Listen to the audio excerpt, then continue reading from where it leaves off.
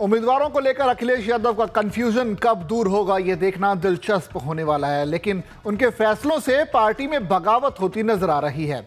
जानकारी के मुताबिक मेरठ हापुड़ से टिकट कटने के बाद अतुल प्रधान मोर्चा खोलने को तैयार हैं। यहां तक कि उन्होंने फेसबुक लाइव कर अपने दिल की बात तक कह डाली।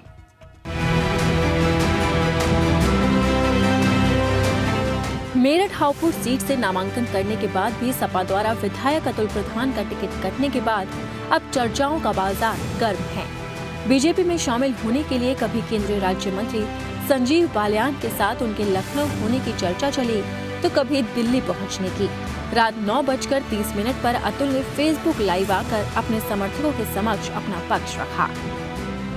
देखिए, राजनीति में और सामाजिक जीवन में कई बार अलग अलग तरीके के मोड़ आते हैं और मैं समझता हूँ माननीय राष्ट्रीय अध्यक्ष जी ने जब ये फैसला लिया है तो कुछ सोचा होगा, समझा होगा और शायद इसलिए भी हम लोगों को बुलाकर कहा कि हम लोग पार्टी के पुराने कार्यकर्ता हैं और उन्होंने हमेशा कोशिश की है कि भाई मदद हो। तो मेरा मानना यही है कि जो पार्टी ने फैसला किया उसको स्वीकार करें। माननीय राष्ट्रीय अध्यक्ष जी ने जो फैसला किया तो वो स्वीकार है। काफी देर तक लंबी वार्ता हुई।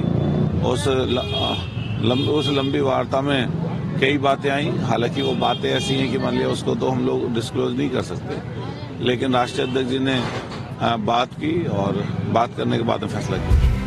दूसरी ओर केंद्रीय राज्य मंत्री संजीव बालियान ने स्पष्ट किया कि उनके अतुल प्रधान से कोई बातचीत नहीं हुई, न ही अतुल की बीजेपी से कोई बातचीत चल रही है।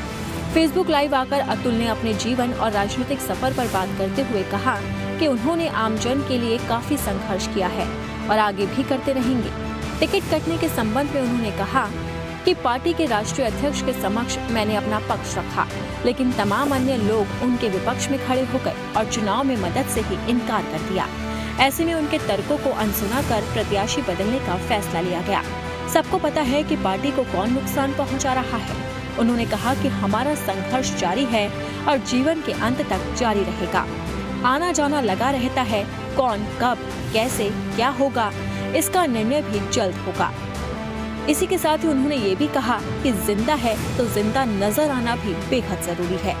उधर अतुल प्रधान के दल बदलने की चर्चाएं भी गुरुवार की शाम से तैरती रही। उन्होंने खास बातचीत में कहा कि वो फिलहाल दिल्ली में हैं, वो विधायक हैं और रात के अंधेरे में कोई दूसरी पार्टी में शामिल नहीं होंगे।